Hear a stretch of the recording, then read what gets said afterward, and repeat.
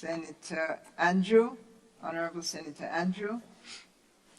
Thank you, Madam President.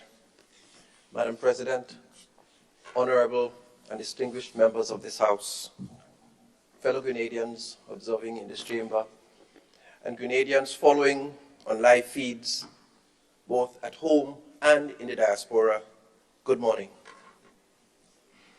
I am privileged, honored, and humbled to stand in this honorable house this morning to deliver this maiden address. I am privileged because God has kept me in the land of the living, and my life consists in Him. I am honored because I have been bestowed the opportunity to serve my country and my countrymen and the citizens of Grenada in one of this country's highest offices. I am humbled because I have been given the opportunity to shape the policies and the direction of my country at this time, for my children and for future generations. This at a time when I believe our country needed it most. It is my humble view that our country could not have continued in the direction it was heading. And so I am particularly delighted to be a part of this rescue mission and rescue team. Madam President, humility is not a strange word for me because I was born from very humble beginnings. I was born in the village of Ladigue, home to Senator Andrew Lewis, home to guys like the Black Wizard, multiple Calypso Monarch champion, home to folks like the Maguires, and home to the great-grandparents and the grandparents of Malcolm X. My parents, Eversley and Selina Andrew, had 11 of us children in their lives together. And right now, my wife and I, of 22 years plus, we have 3 children of our own. And because of that, I give full credit to my parents for their job in raising us, all 11 of us. We are all alive and all contributing citizens to this country. I grew up with the luxury of having 5 brothers and 5 sisters. Madam President, I say luxury because this family configuration taught us out of necessity to be creative, to be cooperative, to be combative even, to be collaborative. We learned our own languages. We learned to share. We learned to develop our own codes. We learned to be resilient in that family structure. Madam President, my father was a farmer and a builder, a mason to be precise. And my mother was a homemaker. And God knows I could not ask for better parents. They may not have had all of the material things and riches that we wanted at the time, but they were rich in the fundamentals. We knew that we were loved. We had a regiment of good values, hard work, and education. We had a regiment of good values, hard work, and education. So even though there were days when the food was not enough, and even though there were days when, like our sister, Honorable Douglas, where we walked without shoe, and the shoes were not ideal, or they were the cheapest on the market, or we had to share clothing, hand-downs from those who were bigger and older, we made it. Thank God we made it.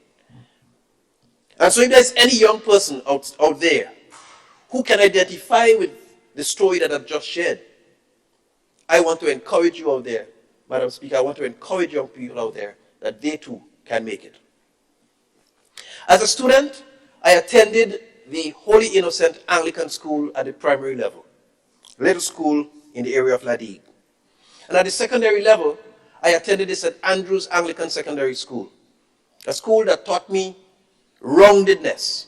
So I got to play cricket, I got to be house captain, I got to be a debater, I got to represent my school and represent Grenada from school, had a world of experiences. I got to be involved in the science club, I got to be president of that club, I got to be involved as the head prefect. And so I got a very rounded experience for which I'm very, very grateful even today. And then that followed with my education at the Grenada National College. It was then called the Grenada National College, now TAMCC. And then I followed with university studies at the Caribbean Nazarene College in Trinidad and Tobago. I started my work experience, Madam Speaker, as a secondary school teacher at the Grenada Secondary School, a place I spent 10 years teaching. And I taught areas like French, which I still speak fluently, science, history, English B, geography. In fact, I taught probably almost everything in my 10 years. But during that period, I served as the modern language head of department. I served as housemaster in athletics championships, debate coach. It was a most fascinating period of my life. I think one that shaped a lot of my foundational and key skills that have served me since.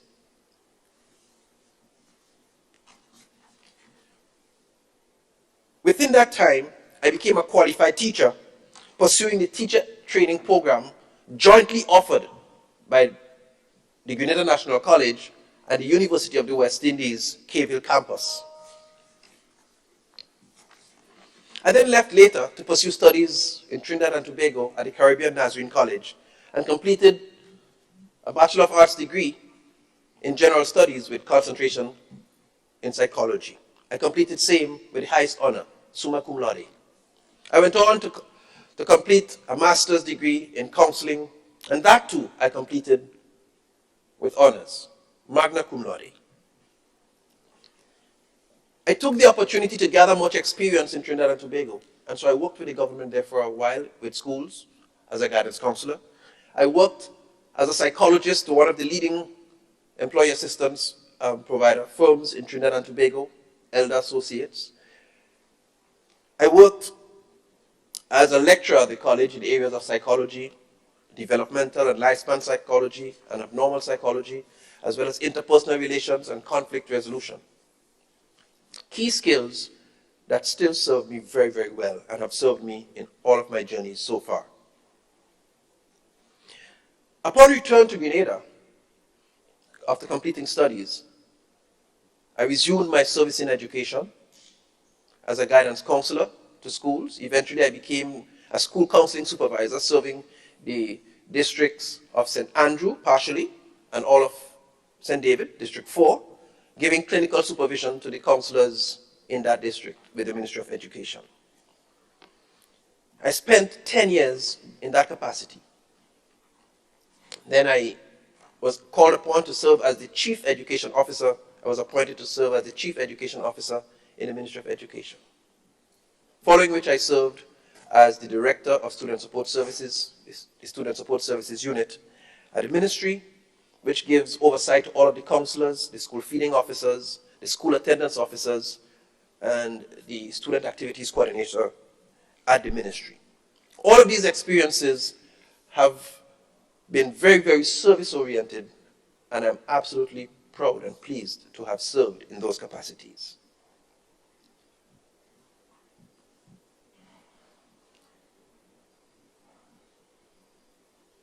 My service wasn't only limited to inside the education sector, although I spent 28 plus years in the education service from the classroom right to my last position before I retired earlier this year. But I was also involved in community service. And so working with sporting teams, be it by way of motivation, or developmental sessions with, be it footballers in St. Andrew, or the under-15 cricketers, or the under-19 teams, or probably even commentary in some of those games and sport meets. They've always been passions of mine. Or doing developmental sessions with some of the youth groups across the island. They've always been things that I've engaged in. Even playing music. In fact, I still play music, and I'm deeply involved in the music department of the church I currently attend. So community service is something that I've been always involved in. Couple of the things that have really stood out to me, two things that have stood out to me, Madam President, in my years of service. One, in 2010, I served as a French-speaking mental health service provider to Haitian survivors, French-speaking Haitian survivors of the then devastating 2010 Haitian earthquake. And even as we celebrate Mental Health Week this week, evident by the green corsage you see me wearing, I'm happy to have been a part of what was then a real global crisis. And that humbled me then because I was a little boy from the back of La Digue who was able to feature with the skills that I received in the education system in Grenada to serve in a world crisis. That humbled me, and it's still one of my landmark achievements even to date. And then in 2017, I received the Clinical Network Award, which is given to an alumnus of the college where I studied.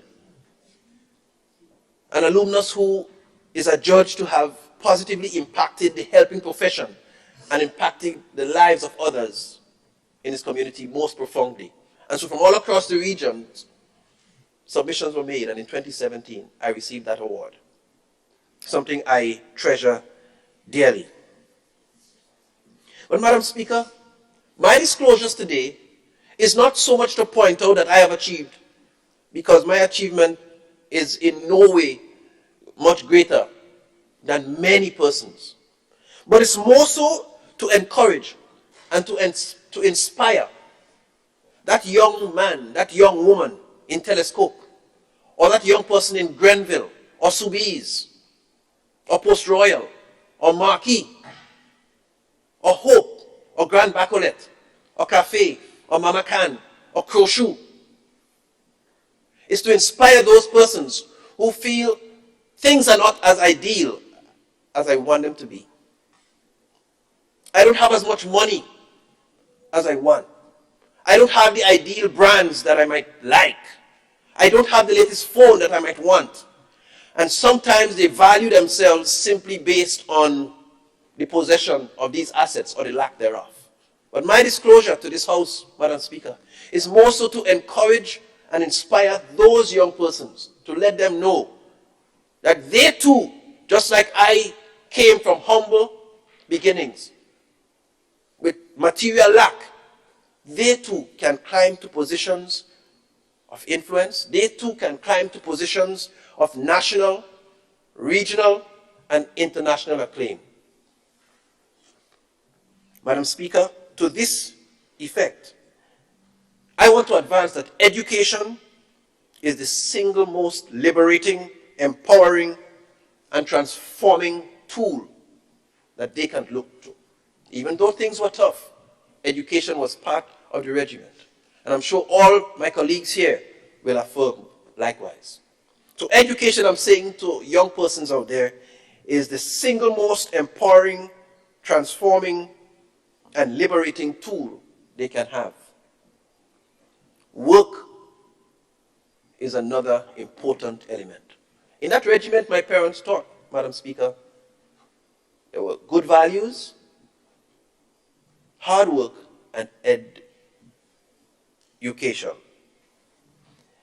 And so, Madam President, hard work. Work is important. The dignity of work must be emphasized. And if we are going to transform our fortunes, if we are going to transform this country, like we certainly intend to do, work has to be a big part of it. Finding it, keeping it, pursuing it meaningfully. And as a member of this House, Madam President, I commit to genuine quality service.